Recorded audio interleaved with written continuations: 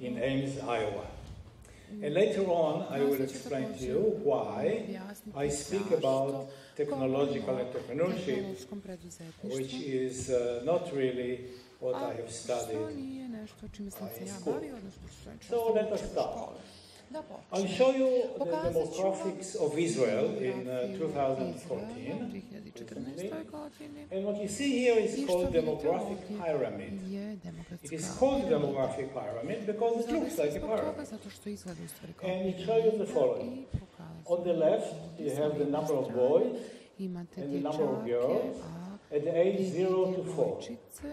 And then, boys and girls at the age group of 5 to 9, 10 to 14, and so on until 100. So as you go up, you see that we have less and less people, and it looks like a pyramid because,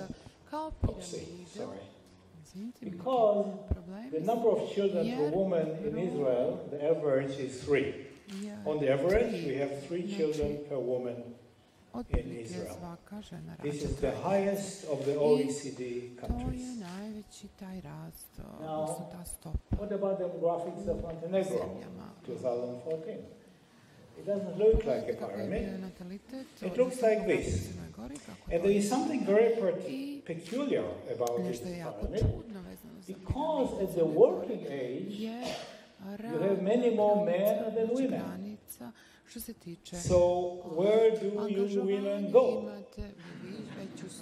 Other men come and take them away to other countries? Is this the idea? Where do they go?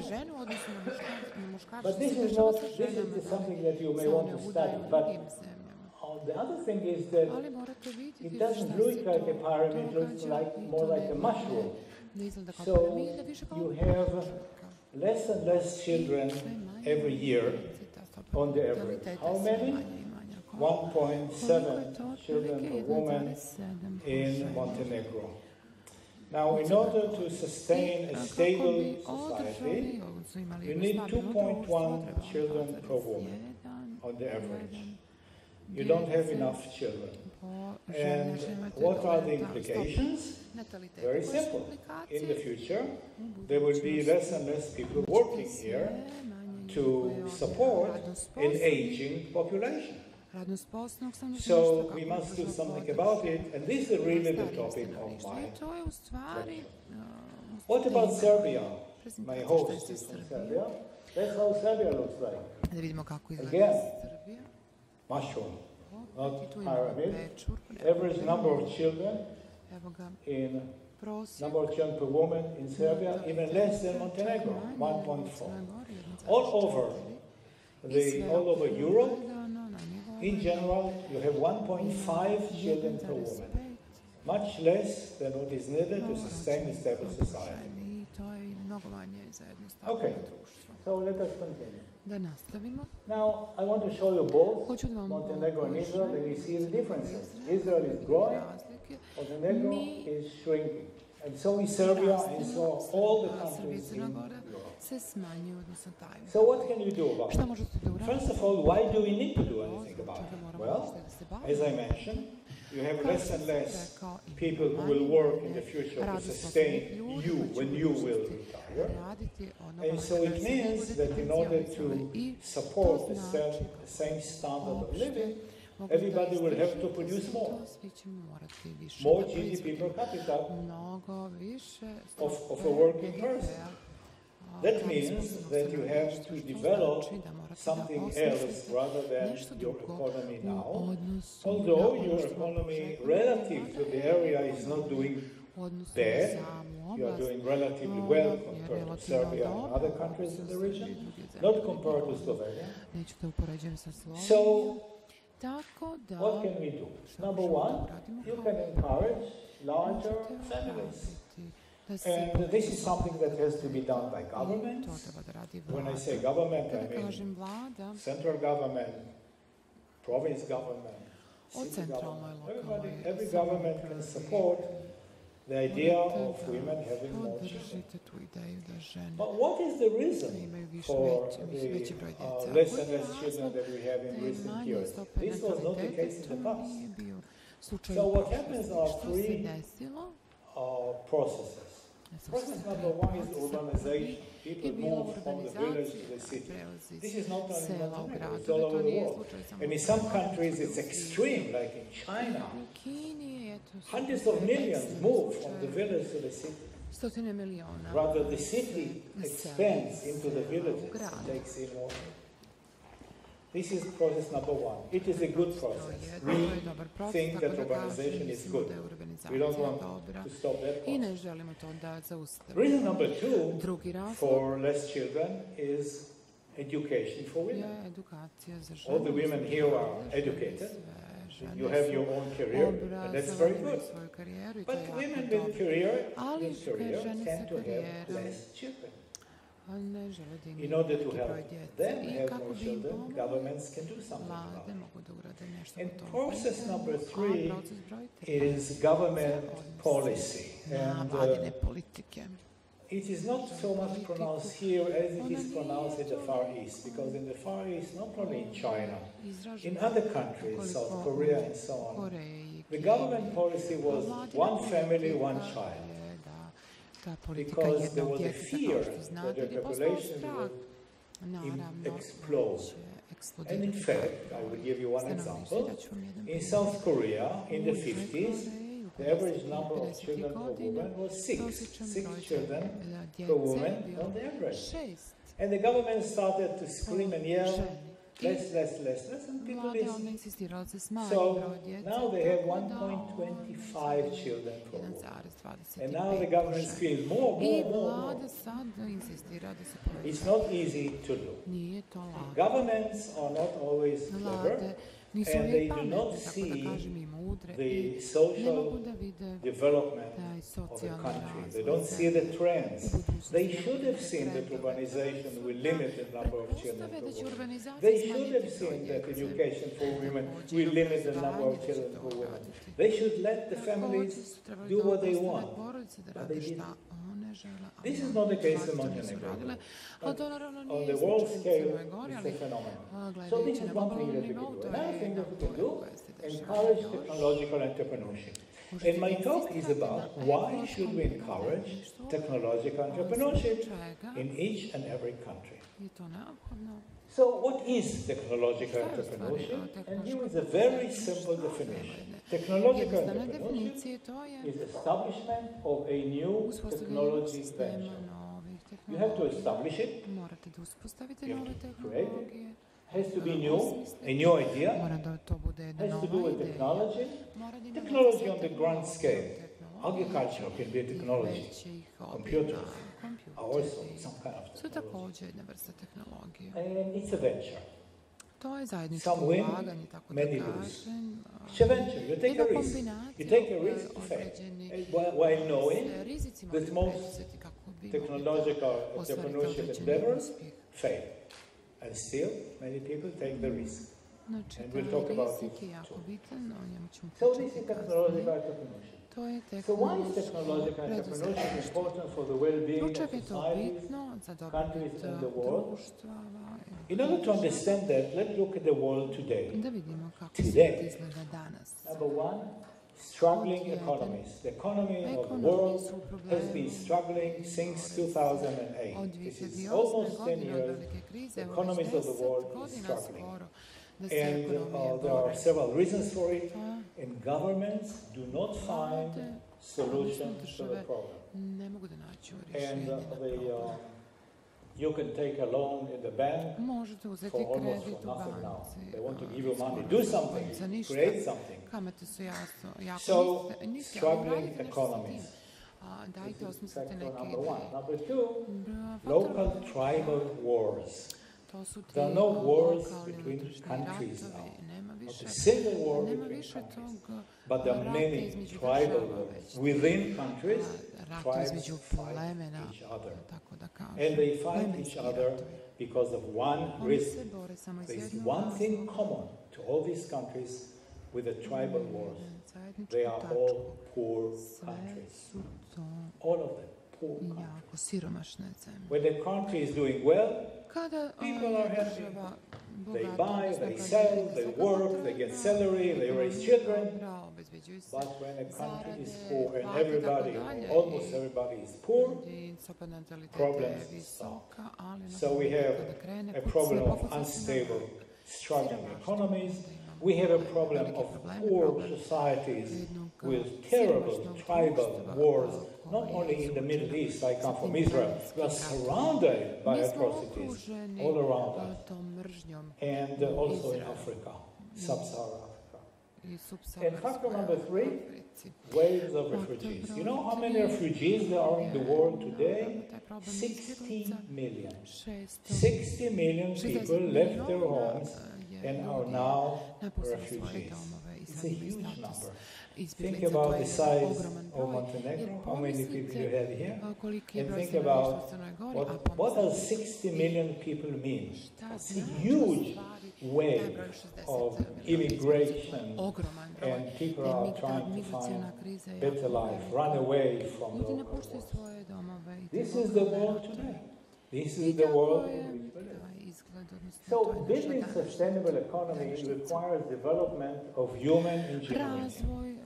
Human ingenuity is the best natural resource of every country. It is not the oil, not the gas, not the minerals, not even the good soil. It's human ingenuity. And when governments realize that this is the main and lasting natural resource, governments will invest more in education. Governments will invest more in educating the teachers and selecting the best to teach. We do that in universities, but do we do it also in primary school? Do we select the best teacher for primary school? Do we select the best teacher for secondary school? I'm not sure we do it. In my country, we don't do a very good job about it. So this is it. Building a sustainable economy requires development of human ingenuity. So what does it take? How can we do it? How can we develop human ingenuity? There are several steps. Number one, good basic education to all. Every word is important. It has to be good. It has to be good basic education, and for all.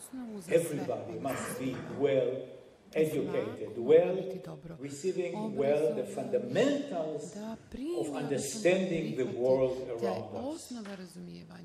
So good basic education to all, not only to the people in the capital, in the best private school. Everybody should have very good basic education. Why so? Because these people will work when you will retire. And you want them to have very good jobs. They will earn a lot of money. They will pay a lot of income tax. You will be happy after you retire. So good basic education. Number two, good engineering and science education. Why so? Because engineering and scientists create the wealth of a country. These are the people that create the factories. These are the people that do the innovation. These are the people who are technological entrepreneurs. So we have to develop them and give them the best engineering and science that we can. Science, I mean in the broad scale, including, of course, biology and computer science and all the sciences.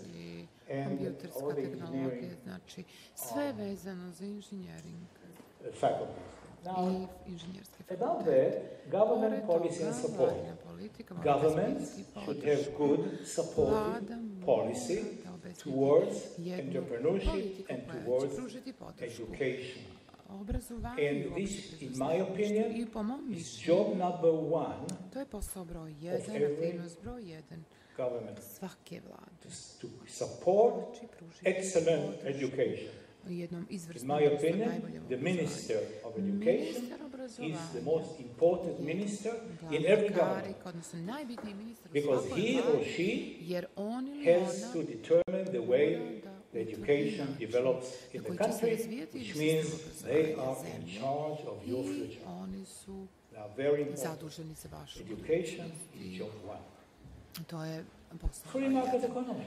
slobodno People should tržišna be allowed to trade, sell, buy, ljudi imati mogućnost without boundaries, without borders. prodaju European Union is a bez good example. ograničenja, bez ikakvih when it mogućih lasts. zapreka.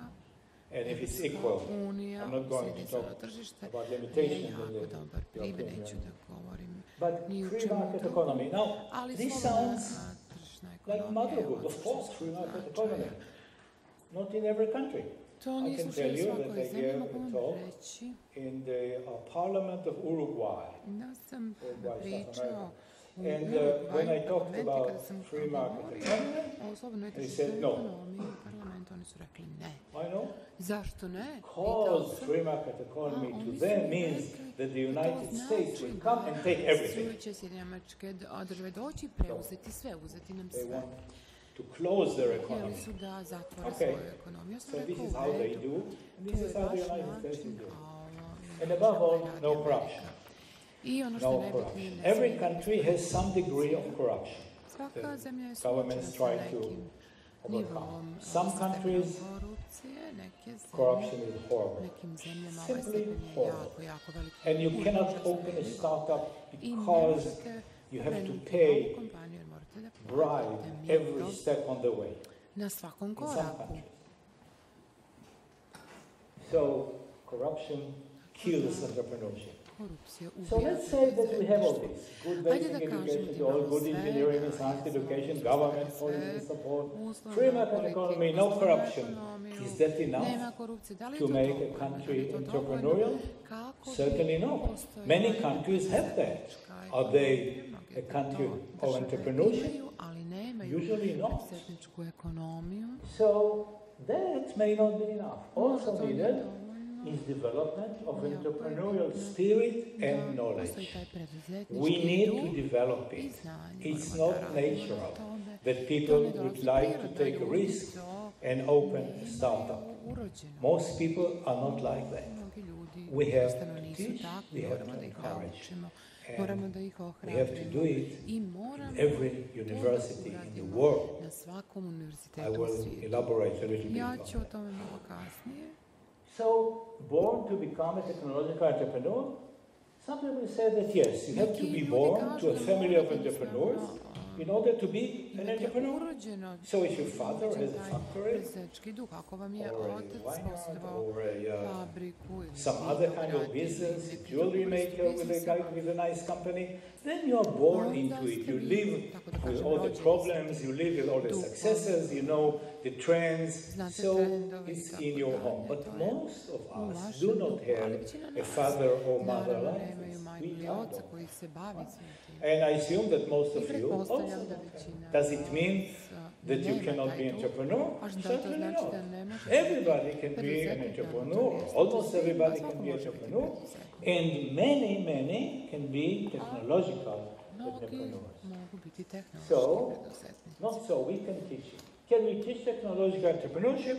Yes, we can. Možete se And we should. obrazovati We, u tom university polju, people, but not tako only. da So, who teaches now ko će entrepreneurship in the vas world? naučiti, ko u stvari Now, usually predaje o universities tome? around the world, such as Ivy League universities in the United States, and some of you know these Ivy League universities. So if you go to universities like Stanford, Harvard, MIT, Columbia, you ask them, do you teach entrepreneurship in your universities? You're kidding, we are the best of the best. We are number one. Oh wow, that's wonderful. And how do you teach it? In our MBA programs. Great. And who are the students? Lawyers, accountants. Advokati, računari i tako dalje. These people do not open Ti startups. ljudi ne They will otvaraju be excellent Oni su dobri kao managers menadžeri, kao neko of će new upravljati companies tim novim or kompanijama larger ili companies. velikim But they are kompanijama. not the people that Ali open to nisu startups. ljudi They koji do not. otvaraju They are not the people that open technology startups. niti te tehnološke So, kompanije. So it is the engineers, biologists, MDs, scientists, and computer To experts su that start kompjuterski new eksperti, high-tech biolozi. companies. These are the To people. su ljudi koji These otvaraju are nove very kompanije. important To people. su We jako should bitni invest in ljudi. these Moramo people. da ulažemo We should u make te sure ljude. that not only do they have knowledge of their profession, but they should have the desire to open a startup sometime in their future. So whom and where should we teach? We should teach youth in high school. In high school? Yep. In high school. In Israel, we have many programs, all of them volunteers, by the way, but many of them, to teach entrepreneurship in high schools. And it's done by practice. There is a group that is coming to school and get permission to instruct students how to open a startup. They have a few meetings, and the students are asked to invent something that can be sold. And the students invent simple things that they think they would like to have. And then they go through the process of registering a company, of doing the market survey. They walk in the street with the model of the product. Would you like to buy that? How much will you pay? $10? $15? Okay. Is it useful for you? Maybe for your children. Is it useful for your children? Maybe for your mother. Don't you want to give to your mother? Okay. This is called market survey. And then they make the product. And then they sell it. They go to the street and sell it. The product itself is not important, but they go through the process that the entrepreneur goes through. And we implant in the mind the desire to become entrepreneurs sometimes in their future. So this is step one. Step two is university. Engineers, scientists, MD in university, all of these people open startups. Can open technology startups. And so we should teach them how to do that. And I will tell you what I do about it in a couple of minutes. And technicians in vocational school. These are the people that can make things, that can work. The NC machine, numerical control machines, make good products, make precision products, make new products. We should tell them, hey, you can open your business. You know how to operate these machines. You can make products. Why don't you open your own business? Don't work for somebody else. Work for your business. We can encourage them to do that. So, now I would like to tell you about the class that I have been teaching. And this is the reason that I talk about technological entrepreneurship. I am a material scientist by education, basically a mechanical engineer. Why do I talk about technological entrepreneurship? The reason is that in the last 29 years, I have been teaching the class of technological entrepreneurship at the Technion. 29 years, year after year after year. So what's the idea? Let's go back a few years. When I was a student at the Technion, the spirit of the Technion told us in many words the following. They told us, you will be so good, each one of you, that when you graduate, everybody will want to hire you. Wonderful. And I said, what if I want to open my own technology business? The word startup did not exist those days. I want to open my own technology business. Why don't you teach me how to do that? And I went to a few professors, they said, go, we have enough. We don't teach that. In 1986, I was promoted to a full professor. And I said, okay, now I can realize my old dream and create a class that will teach me how to open a startup. In the process, we'll teach also more students how to open a technology startup. And I managed to walk it through the academic system. It was approved, not easily. And at the end of the day, I advertised it. I found a way to advertise my class, which is not common in universities, as you know. There is no process to advertise classes. When you open a new class, it's 5 lines in the catalog. But I advertised it. I found a way to do that. Let's not elaborate for the sake of time.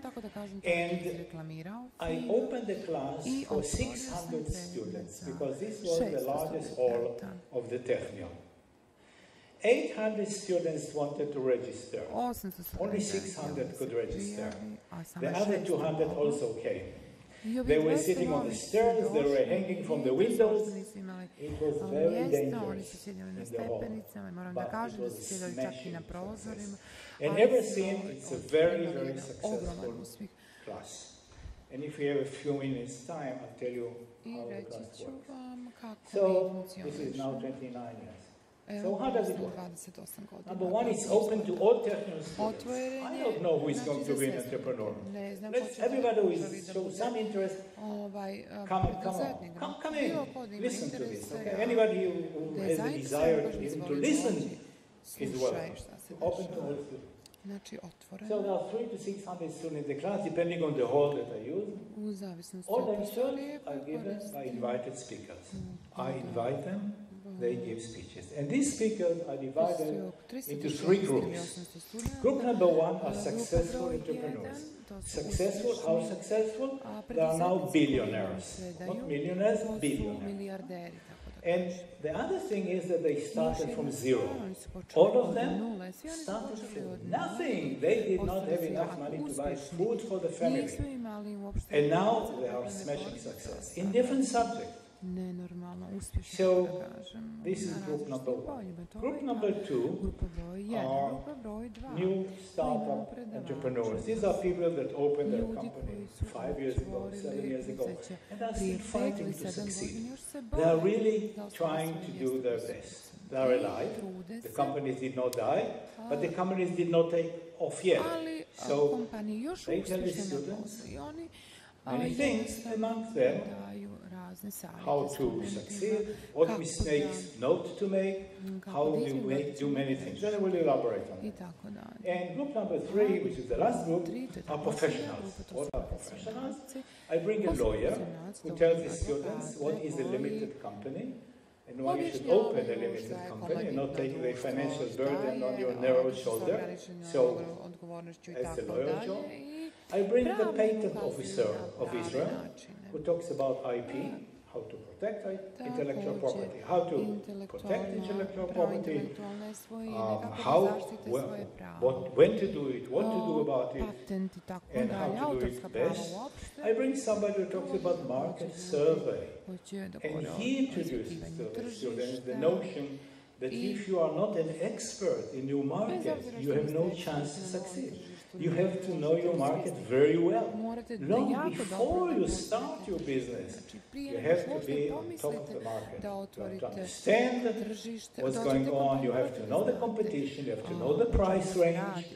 You have to know the directions where the market is going. You have to be an expert in your market. Then you can open your startup, and then you may have a chance to succeed. Then I bring somebody who talks about marketing. When you start selling your product, when it's ready to go, no, long before. You need to advertise it long before. And when you start selling your product, is when the product is perfect? Yes. If you are Mercedes-Benz or Intel, then you wait until your product is perfect. But you are not Mercedes-Benz or Intel. You sell, then fix. Okay, it has bugged. Sell it. Fix later. You need cash flow. We are very practical. We are not ideological. We are practical. We give them only practical advice. Okay, so these are the people. During the lecture, each student summarizes the lecture on a form. There is no exam. I don't want an exam. I want them to be in the class. That's all I want. And at the Technion, it's not mandatory to come to class. You have to come to exams and you have to come to exercises. But you don't have to come to lectures. But you have to come to my lectures. How do I know that you are there? Because you summarize the lecture, and as you leave the room, you give me the summary. And I have a secretary who takes it over. Okay, so everything is collected, attendance mandatory, final exam. So what can an experienced invited speaker talk about? They can talk about how they started. These are amazing stories. When did you have the idea?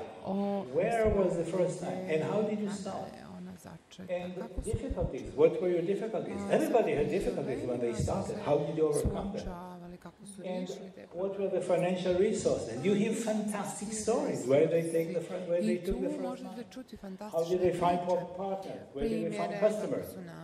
What is the company culture? Company culture sounds like an elusive term. Not so. Company culture means principles that you have to follow and not leave your principles. Let me give you an example. There's a company in Israel that produces chips for printing machines that are in your home attached to your computer. Right? And they sell to all the great manufacturers. And one day, in their own research group, they discovered that the chip they sell, that they have been selling for years, has a bug. So now, the bug is something that will really not cause any problem. Maybe 1 in a million will suffer from this, only if they do very, very extremely sophisticated things. But usually it's not a problem. But what do you do now? Do you tell your customers that you have a bug and that you fix it? Or not tell them and just wait until all the old printers will die and nobody will ever know? And here comes company culture. They had a meeting of the management and they decided to tell. It was dangerous because the company that to which they sell can tell them, hey, you sold us for 20 years defective chips, we cannot trust you, go away, we don't buy from you anymore. Or companies can say, okay, we understand, thank you for telling us, make sure that the bug is fixed, make sure that we have no more bugs. We understand the difficulty you had to tell us. Right? What happened eventually? The second thing happened. They told the companies, and all companies said, make sure it doesn't happen again. We understand, we appreciate the fact that you told us. You could not tell us, and we would never know. But we appreciate the fact, we trust you better now. This is company culture. You have to make decisions based on principle. Motivation. So we are telling my students, motivation should be the startup itself, not money. If the startup is successful, money is byproduct. Yeah, if it's successful, you have to. Money is byproduct of a successful business. Mistakes that lead to failure of startups. I have a collection of more than 100 mistakes that bring failure. I'm not going to show them all. But just a few that are quite obvious. Number one, non-professional management by the technological entrepreneur. Okay, so if you have 5 employees, 10 employees, yeah, okay, you can manage the company. But if you start to have 50 and 100 employees, hire somebody to run the company. You cannot do it in most cases. Right? You can still be the chief technology officer and make sure that all the developments are fine and you can be the chairman of the board. Or hire somebody to run the company. Insufficient market survey and lack of market knowledge. Obviously, if you don't know the market, you have no chance. You have to know the market very well. Wrong money source. Wrong money source? Does money smell? Why? What is wrong? Well, there are ways where to take money and not, and we will talk a little bit about it in a couple of minutes. Partner with friends rather than professionals.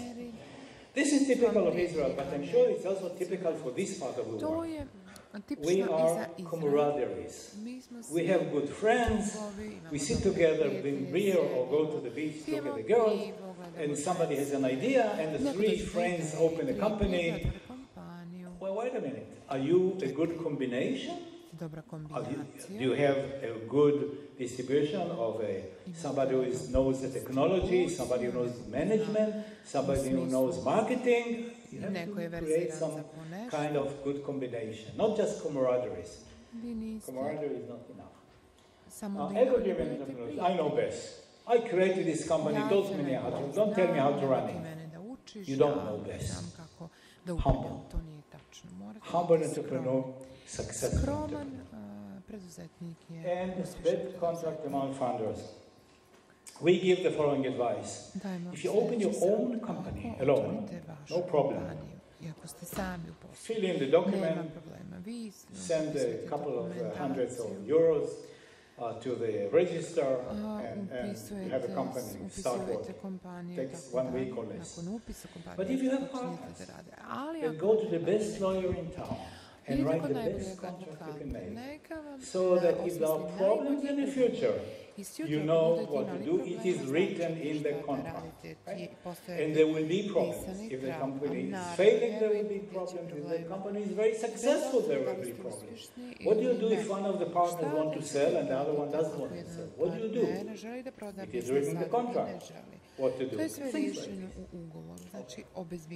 Cultural consideration. Now, here is a major problem. It's a major problem mainly in the Far East, but also in Europe.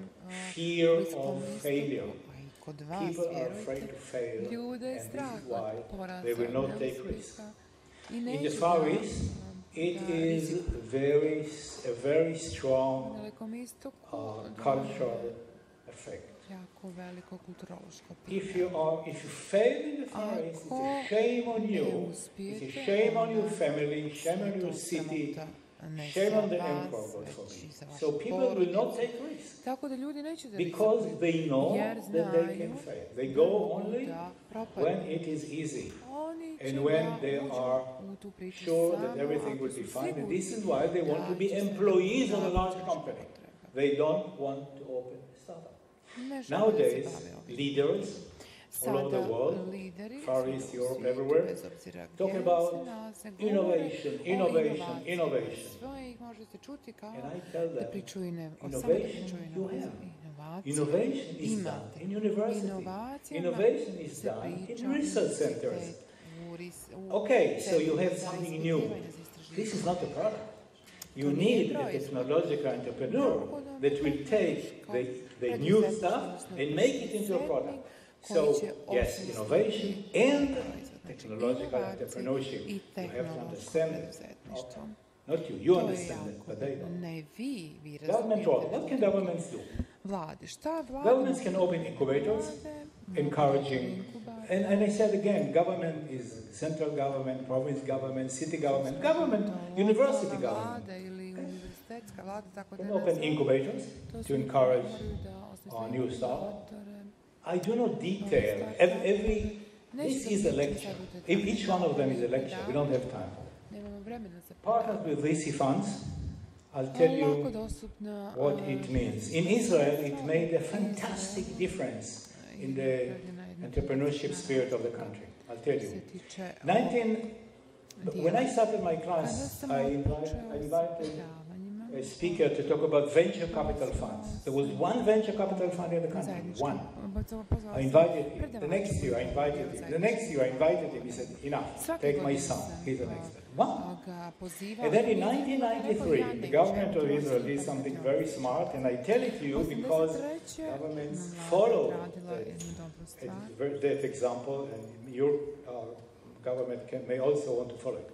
They said, hey guys in the world, if you invest in Israel, in high-tech, we are partners. You invest $6 million, we invest $4 million. We are 40% partners. In 1 year, hundreds of millions and later billions started to come into the country. Because the government took 40% of the risk. The whole process lasted for 5 years. At the end of 5 years, the government noticed that their involvement is not necessary anymore because money is flowing in anyway. They took out the $100 million they invested, that's not big money, one for government, $100 million, and made a profit of 40% on the 100. They put out $140 million after 5 years. I wish I did this business. 40% in 5 years, that's not bad. But in the process, they were willing to lose that money. In the process, they brought billions of dollars that continue to flow into the country ever since 1990. Form chief scientist office in every ministry. In Israel, we have chief scientist office in every ministry. I don't know how it is in Montenegro. This is the person who can talk to the minister, but can also talk to the scientist. Support industrial innovation R&D in startups. In Israel, we invest 4.5% of the GDP of the country in R&D. Small part is the government, large part, companies. Signed by national agreements and supported by national funds. That's obvious. Form and support instruction and advice centers for emerging startups. In every city in Israel, we have at least one, but sometimes more, offices that you can go and ask for advice. I am a young entrepreneur. I have a question. What is the question? And they will tell me what to do in this situation. These places are hosted, are manned by professionals, paid by the government, but also by many volunteers who are retired businessmen who really want to help young people. And they come in the evening and sit there and give advice for free. Okay. So VC funds. Okay, I'll tell you, I have a problem with VC funds because of the following. VC funds are a wonderful source of money. That's not the problem. Problem is they want the money back in 5 or 7 years. And in 5 or 7 years is not enough in many cases to have a successful business. And so what they do is they sell your business, and in many cases the buyer will take the IP, disappear, everybody is fired, and that's that. That's not a good idea. So these are the VC funds, but again, it's a good source of money. Okay, we'll not dwell. So where should we go to seek funding? Let's start with angels. Angels are people who have a lot of money. I'll tell you why they have a lot of money. And they want to invest it in high tech. Why do they have a lot of money? Because they had an exit. They sold their company. And now they sit down with $200 million in their pocket.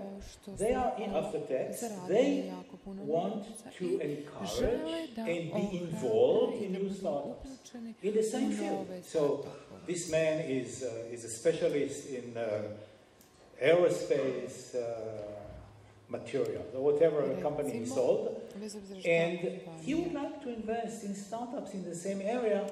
And this is wonderful because, number one, you have an investor who is really interested in your company.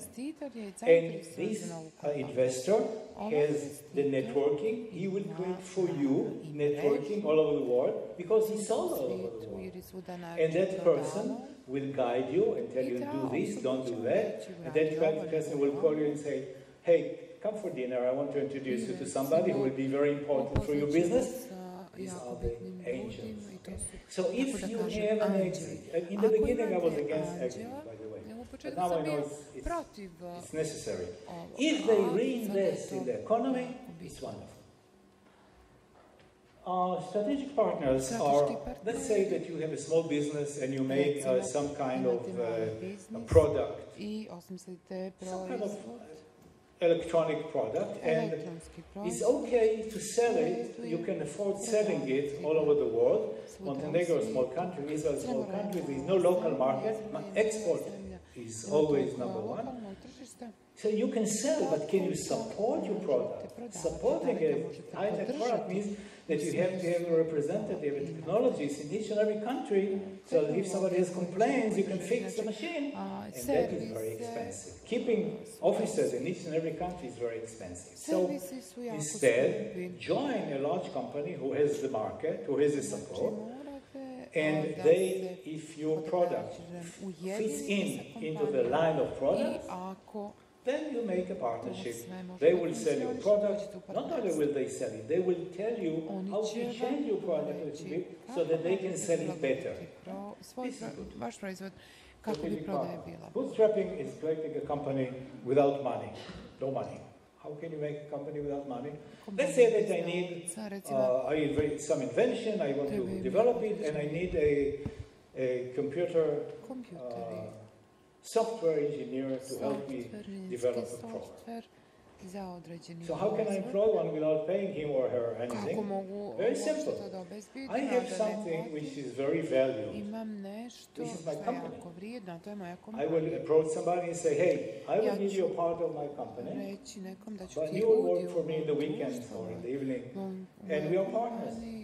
And because the value of my company right now is exactly zero, I can be large about this. I'll give you 10%, 10, 15%. Just create this program. And again, if the company is successful, there will be plenty of money for everybody, and everybody will be happy. This is bootstrapping. And this is bootstrapping. What money we should not use? This is the advice we give to our students. If you don't have deep pockets, do not use your own money. Don't sell your apartment, don't sell your car for an excellent idea because you are liable to lose your apartment, car, wife and children in the process. Don't do this. Right? Don't use your own money. Use other people's money. You are not rich enough. And do not take money from relatives or friends. Right? Because you are liable to lose your relative and your friends. Go to strangers to take the money. You know, auntie gave you a couple $1,000 to sell something, and next week she will call you, hello, Sonny, how are you doing? Fine, auntie. Are we already making money? Hey, it's 2 weeks. So what do you mean?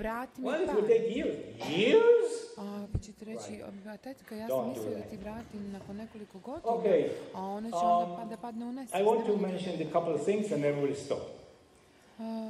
In order to have more people who would like to become scientists and engineers and MDs and so on, my idea is that we have to start teaching science very early.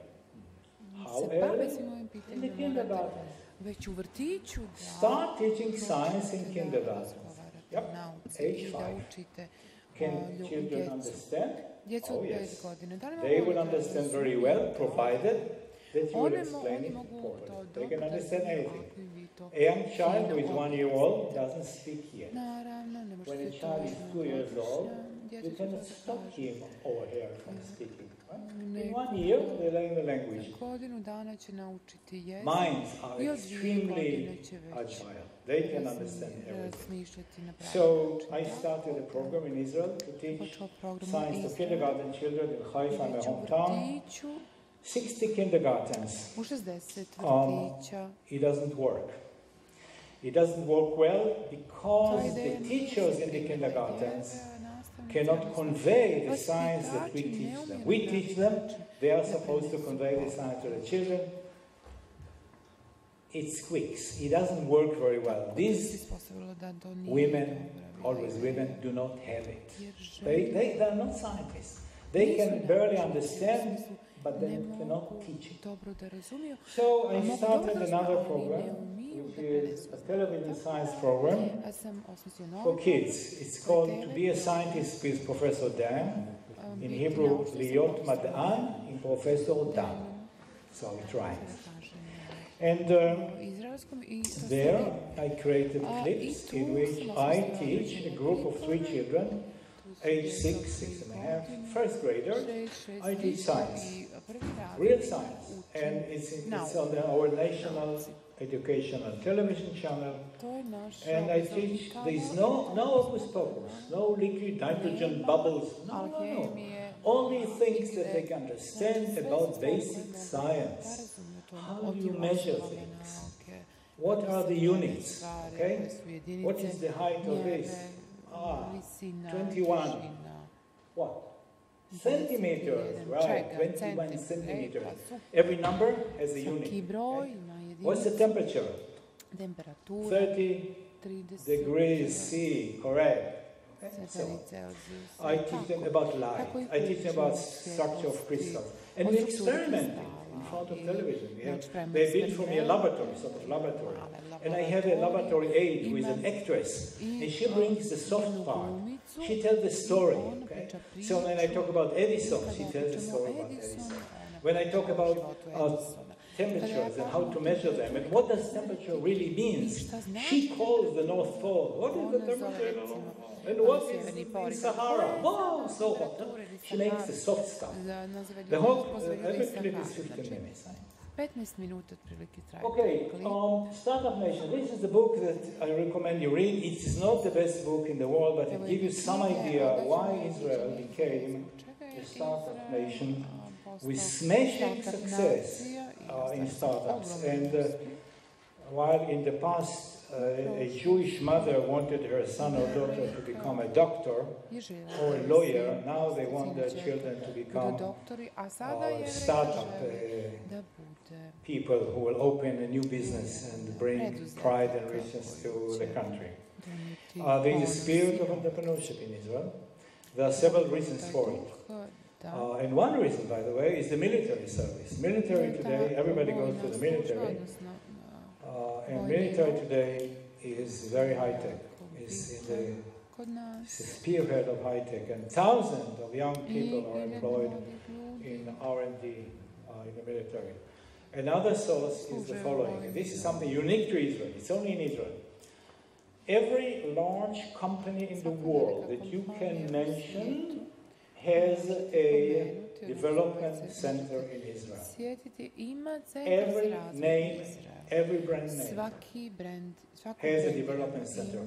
They employ 39% of all researchers in Israel are employed by foreign companies, R&D. They are the spearhead of every company. Intel is based, the mind of Intel is in Haifa. Okay, the production may be in Indonesia, and Malaysia, and Singapore, I don't know. But the mind is there, and so on. Is it good? Well, they take almost 40% of the manpower in Israel. They give them good salary, but the production is not made in Israel. So simple people that do not have that knowledge to become researchers and developers do not have jobs. They have jobs in the Far East and so on.